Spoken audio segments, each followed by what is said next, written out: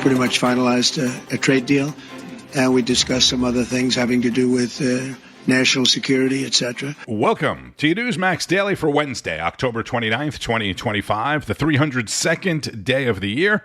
President Trump in South Korea today, the final stop of his Asia tour, where early this morning, U.S. time, he spoke at the Asia-Pacific Economic Cooperation Dinner. We have a neighbor that hasn't been as nice as they could be, and I think they will be. I know Kim Jong-un very well, and I think things will work out very well. After a red carpet welcoming with the Korean Guard of Honor, South Korean leaders presented President Trump with their highest award of honor, which has never before been given to a U.S. president. And you have to see this award, by the way. You know how the U.S. presidential awards or military awards are actual, like, medals, right? Awards. It's maybe a few inches long. You get it in a box, right? Or it's a medallion on a ribbon that they hang over your neck. This is a massive necklace of jewels. And a spokesperson for the Chinese Foreign Ministry has confirmed that President Xi will meet President Trump in South Korea tomorrow, which is almost now, depending upon when you're listening to this. The China spokesperson said, quote, "We are willing to work with the U.S. to push the meeting toward achieving positive outcomes," end quote. President Trump telling reporters aboard Air Force One that fentanyl flow into the United States and farmers will be among the topics he expects to discuss with President Xi and, of course, trade.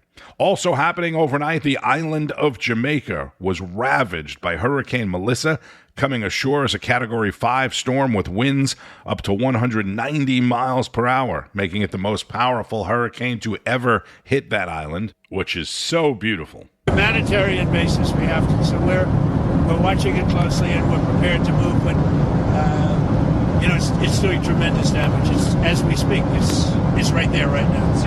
The hurricane has made its way to eastern Cuba this morning as a Category 3. Reports of flooding now in Cuba as well. The Bahamas will be impacted. Haiti, Turks and Caicos, the Dominican Republic, the entire region being impacted by the massive storm. Reverend Franklin Graham and the absolutely amazing people at Samaritan's Purse in North Carolina were already loaded up and ready to go. President CEO of Samaritan's Purse and President CEO of the Billy Graham Evangelistic Association, Reverend Franklin Graham, joins me. Nice to see you, Reverend, and you're no stranger to hurricanes and recovery. Your thoughts as you see, what's happening to Jamaica, and we haven't seen the worst of it because it's still going on, but your thoughts? Greta, we're planning for the worst. This is just devastating, what's happening to that island. To think that those kinds of winds, 185-mile winds, and the homes that people live in Jamaica, I've been to Jamaica many times, they're just not built for this. So it's going to be catastrophic. We're loading our 757 cargo plane tonight. We're going to put shelter material on it.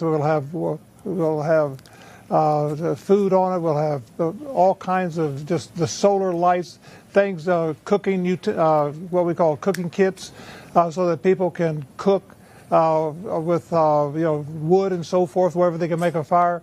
All this stuff we're taking down there, but we're taking a helicopter that will go down tomorrow. We'll have King Air that will go down with an assessment crew, try to get that in there tomorrow night. But we don't know what airports are. There's two airports, there's Montego Bay and Kingston, and we just don't know the status of those airports and what they'll be like. But we're ready to take the hospital down there later this in the week, if that's need be. We talked to the Jamaican embassy yesterday. They know the capacity. They've welcomed us. They said, everything that we can do to help you, we'll be glad to help you. Please come. We'll need your help.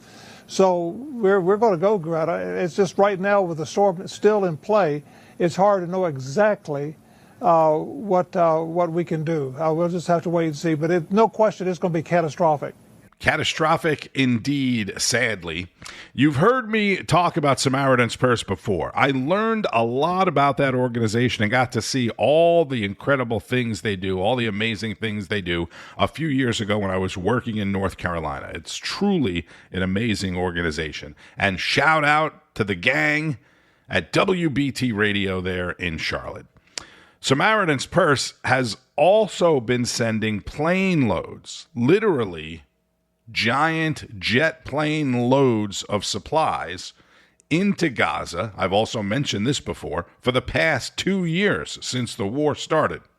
As far as Jamaica, the prime minister there said Kingston's airport could reopen for emergency relief flights as soon as tomorrow. So that would be terrific.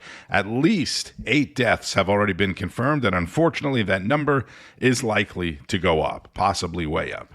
Yesterday, I told you House Republicans released a report on some of the findings in the Biden autopen investigation that, among other things, brought into question the executive orders and dozens of pardons. This is Carl Higbie. Now, here's a constitutional crisis that this may have actually created, though. Obviously, the DOJ should investigate this to the fullest extent of the law. But when these people get hauled in for questioning under oath, how does that go? Because this is unique. Once you've accepted a pardon, you don't have a Fifth Amendment right anymore, because that's the right to remain silent to avoid self-incrimination. But if you've accepted that pardon, apparently you can't be incriminated. So what happens if these people, they have to talk at that point. So what happens if these people disclose information that incriminates themselves in being complicit with a fraudulent pardon? How about, did Hunter sell any of those pardons too? Anyone want to ask him that? This has literally never been litigated before, ever. And the reason it's never been litigated is because no White House was ever arrogant enough to conduct such a fast and loose autopen use procedure. But further, Biden's doctor has been referred out of this report for review from the medical board because he never flagged what we all saw from the outside. He even declined giving Biden a cognitive test, a test that actually might have led to the 25th Amendment, because he was not competent. But was that because all the people actually running the White House and the government didn't want that? Because they were doing whatever they wanted? Certainly seems possible right now. But the most important thing here, how many executive orders that literally changed how people's lived their lives, from stuffing men into women's sports, COVID protocols that destroyed countless family businesses, border policies that got Americans killed.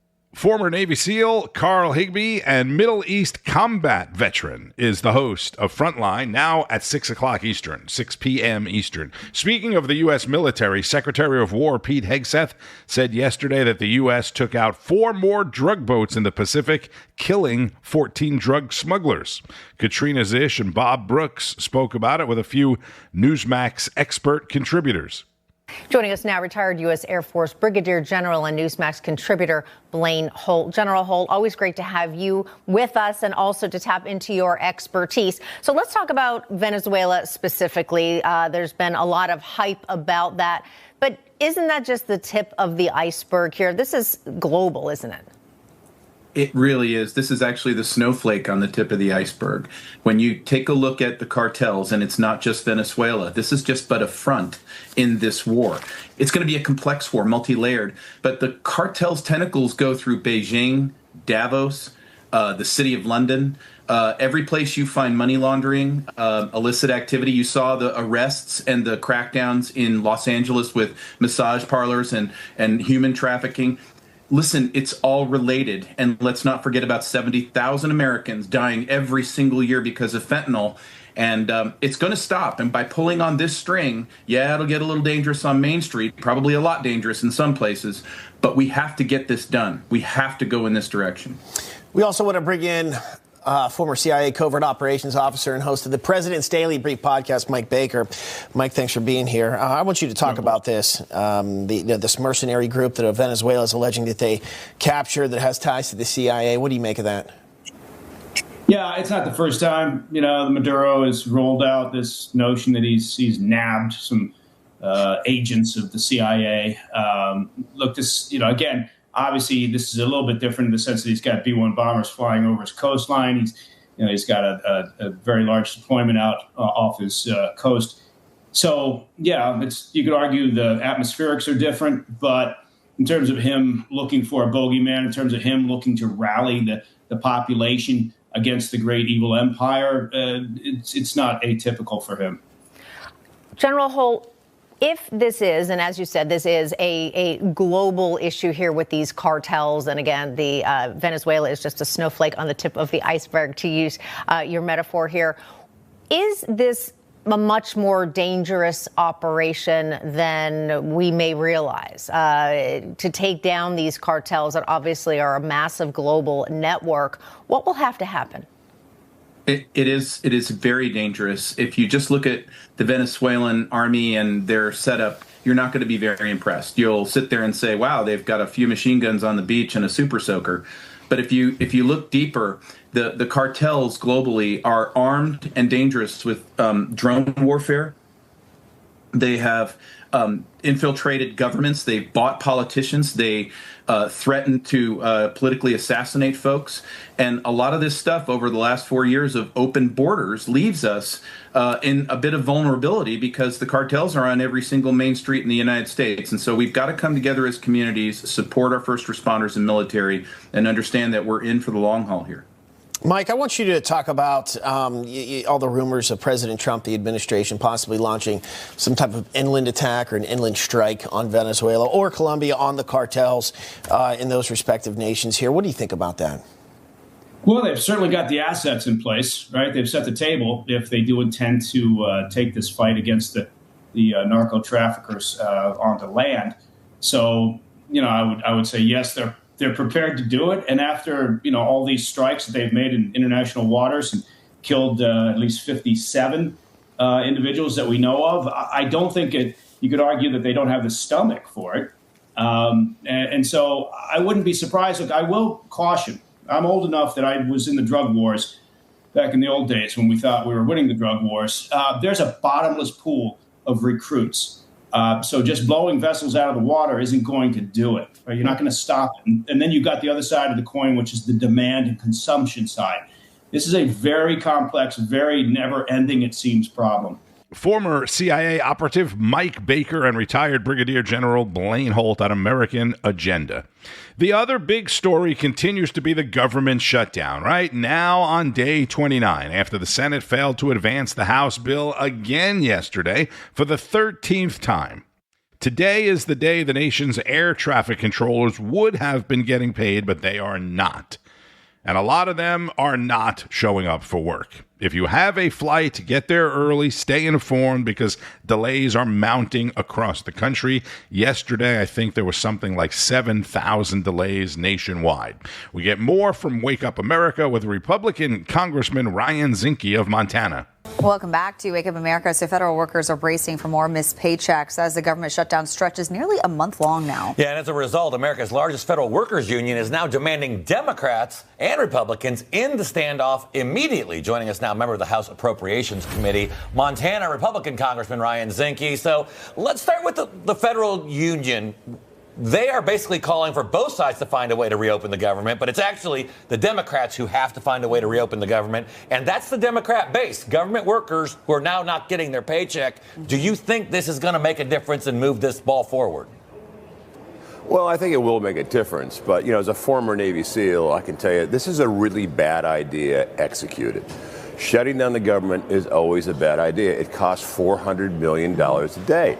What it ends up hurting are the people that just, need a little help sometimes, or WIC, or one of the SNAP programs, or loans. But it's really the functioning of America. And as the further you go in, the deeper the pain becomes. For instance, on the FAA.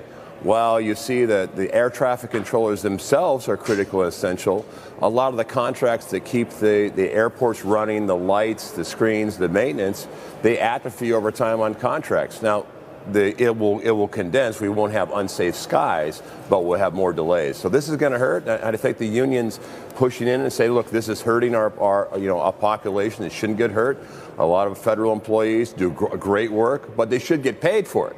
Yeah. And a lot of these guys that are entry level, they don't make a lot of money, right? And all of a sudden, you're not hurting the employees. You're also hurting their families. So let's stop the nonsense and get back to work. This is not about health care, by the way. This is just about a protest. Yeah, no, that's a good point. And I know that obviously you served as Secretary of Interior in Trump's first term. So how long can a department like that go without funding? You mentioned all the other aspects here, people in America that just aren't getting paid right now. How long can this last? Well, you're right. Now, I was secretary during the longest shutdown. And again, you can sustain it. In the president, there's some objections that he actually paid the troops. But, no one criticized that because that's the right thing to do. But the further you go on, the less latitude he has to pay. Those accounts, in research development will atrophy out. And the contingency funds will continue to get smaller and smaller, and it will start hurting America. And look, the economy's not great. Look what the president is doing. He's out there peace dealing, making deals overseas, trade deals. But on the backside, this is a drain on the economy. And so it's a distraction. But to me, Congress, we need to do our job. We need to appropriate. This do our job, get back to work. If you want to talk about health care, you want to talk about economy, talk about, the borders, this is the forum to do it. It's called the United States Congress. You mentioned working Congress. Yeah. You mentioned the trade talks, Congressman. So China, obviously a big focus. You're a member of the U.S. Joint Commission on China. President Trump meeting with Xi tomorrow or Thursday, hinting that a deal could be close. What do you think we need to see come from this deal between the U.S. and China? Well, first of all, the president's trip overseas, wow. So he has shored up allies. And look, we don't have to be an adversary to China. China doesn't have to be an adversary to us. We can bridge a deal. And you got the greatest deal maker on the face of the planet, peacemaker, deal maker, let's get the regulation out. Let's make America, the place to do the deal. So he's out there. I think China, there's a deal to be had. Look, again, I don't think we necessarily have to be an adversary to China. China doesn't have to be an adversary to us, but competition is good, free trade is good, and let's cut a deal to make sure the market is stabilized on both sides. Yeah. Yep. Yeah. All right. Well, Congressman Ryan Zinke, always great to have you with us. Thank you. That's Charlotte McBride and Mark Lauder on Wake Up America with Republican Representative Ryan Zinke. Every other network and news source is making a real point of saying in every single one of their reports about the shutdown that Republican Congresswoman Marjorie Taylor Greene, a fierce MAGA loyalist, has broken with her party. MTG said her party controls the White House, the House, and the Senate and should reopen the government. She's also spoken out about the costs of health care, concerned about her grown children. That was big news last week. We talked about it last week.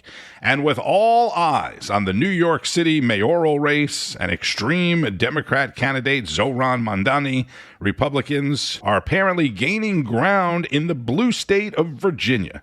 Democrat Abigail Springer still has a solid lead over Republican Winsome Earl Sears in the gubernatorial race, but she had a wider lead in previous polls, and now 6% of voters say they are undecided. That number up from 5%. In the race for lieutenant governor, however, Republican John Reid, who has been pounding the pavement. I've sort of been watching this. I'm not going to say I've been keeping a close eye on it, but I've been watching it. Reid has closed the gap, and the Republican AG holds a 2-point lead against the Democratic challenger, Jay Jones. He's the guy whose campaign was severely impacted by the discovery of his violent text messages, as well as a more recent discovery of questionable financial donations made by his wife. Let's wrap it up with Virginia Lieutenant Governor candidate John Reid on Newsmax's American Agenda. So the Virginia governor's race is not the only hot race in the Old Dominion state specifically. On a separate ticket there, voters will decide on the next lieutenant governor. Republican candidate John Reid is in the race, a career broadcaster and business professional looking to defeat Democratic State Senator Ghazala Hashmi. Here with us now is John Reid. So, sir, welcome. Thanks so much for coming on today. What's the state of the race? It's interesting, by the way, that you're not running with Winsome Earl Sears. It's a separate vote. Well, it's a separate vote. There are 3 different votes, governor, lieutenant governor, and attorney general here. So Virginia voters get the option of who they want to send, which means everybody's got to work really hard. I kind of like that idea. So I'm actually coming to you from the Eastern Shore in Bird's Nest, Virginia, a place, the consultants say, don't waste your time. Well, I disagree. I've spent the last 9 months going all over the state, 100,000 miles to meet as many people as I can, including the people who are normally ignored, especially those folks And that's why I'm out here today. Well, in any race, you have an opponent, typically. In this one, you do. Your opponent reportedly refused to debate you after multiple invitations. You did something very, some would call unusual, an AI debate where you responded to some of Hashmi's publicized policy decisions from a variety of resources. I want to play this for the viewers, and then we'll talk about it. Here it is. Good evening, and thanks for joining us on this unique occasion for an exchange of ideas between the two candidates running to be the next Lieutenant Governor of Virginia. First, the Republican candidate, Mr. John Reid. Welcome, Mr. Reid. Next, the Democrat candidate, State Senator Ghazala Hashmi. Senator Hashmi, are you there? Good to be here. Thanks so much. Okay. First, let's get to opening statements, starting with Senator Hashmi. I'm running to be Virginia's next lieutenant governor because voters need someone who has the experience, knowledge, and ability to fight for Virginians. Okay, you got to explain what I'm watching here. How did this come about, John?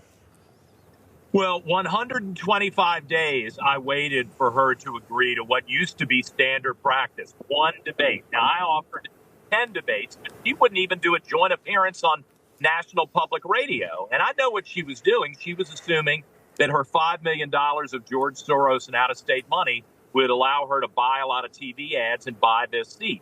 Well, I wouldn't let that happen. So I hired a guy to produce a debate. I paid for it out of our campaign funds. I told him we don't want this to look like some Saturday Night Live skit. We don't want to use the dumbest thing she's ever said. Let's be fair to Senator Hashmi. I mean, her positions are pretty extreme as they are. I don't have to make anything up. And then I walked in after a 14-hour day of campaigning, and with no rehearsal, no edits, no retakes, I just responded to the same material that Senator Hashmi's very well-cited statements responded to. And I hope people will check it out. I think they'll feel confident about me, and certainly conservatives will look at her positions and say, what is wrong with this lady? She's way out of the mainstream. That's Republican Lieutenant Governor candidate for the great state of Virginia, John Reid, on Newsmax. If a candidate refuses to debate or at least go on a radio show or TV show together to talk about the issues, that should pretty much disqualify Ghazala Hashmi, even though she's a current state senator. And by the way, a Muslim South Asian American like Zohran Mamdani came to America as a young child. And there is still no word of the Texas legislature taking any action against Democrat Yolanda Jones for her wildly inappropriate and dangerous comments last week about wiping out all Republicans and going up around the neck. And there still has not been one Democrat at the national level that has condemned her comments. In Gaza, Hamas-run media says at least 100 people died in Israeli strikes. Prime Minister Benjamin Netanyahu yesterday ordered the attacks after what he says were violations of the ceasefire agreement. Hamas has not turned over more bodies of hostages per President Trump's deal. They were supposed to return the majority, if not all, of the 28 deceased hostages, saying that they knew where the bodies were or that they had the bodies, and now they're saying they cannot locate the bodies. Back to President Trump on Air Force One last night. Nothing's going to jeopardize. You have to understand, Hamas is a very small part of peace in the Middle East, and they have to behave. They're on the rough side. But they said they would be good, and if they're good, they're going to be happy, and if they're not good, they're going to be terminated. Their lives will be terminated. Their lives will be terminated. So we'll be keeping a close eye on that situation, obviously. On Wall Street, stocks are in the green again this morning, ahead of Federal Reserve Chairman Jerome Powell's widely expected quarter-of-a-point interest rate cut this afternoon. Since the interest rate cut is expected and wouldn't be a surprise, what he says about moving forward, future rate cuts, and the economy are what people are going to be paying attention to. Of course, if he surprises everyone and doesn't announce an interest rate cut, that probably would be bad. This morning, CVS kept the run of positive corporate earnings going by beating estimates and raising its guidance. Luxury EV maker Lucid said it plans to produce autonomous EVs with the help of NVIDIA. Shares of both companies are trading higher. Bitcoin and most other major cryptocurrencies are lower. Bitcoin back down to 113,000 and change. Gold is back up over 4,000 an ounce this morning. So it's another full day of meetings, negotiations, and activities for President Trump in South Korea. It's all eyes on Capitol Hill, of course, and you can keep up with it all on Newsmax, N2, and at NewsMax.com. The news now starts each and every morning, 6 o'clock Eastern, with Alex Kramer on Wake Up America Early Edition, followed by Wake Up America straight through Finnerty at 8, Greg Kelly reports, and much, much more. I'm Tony Marino. Thank you, as always, for listening. Today is World Stroke Day. Very important. Make sure you're taking care of yourself. And National Cat Day.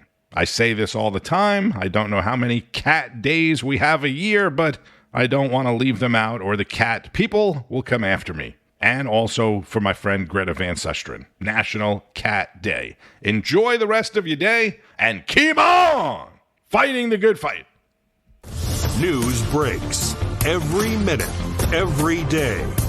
You need the app, the Newsmax app. Find it free on your smartphone store. Then watch us anytime, anywhere. Information. Truth. Is freedom. Is Newsmax. It's real news for real people.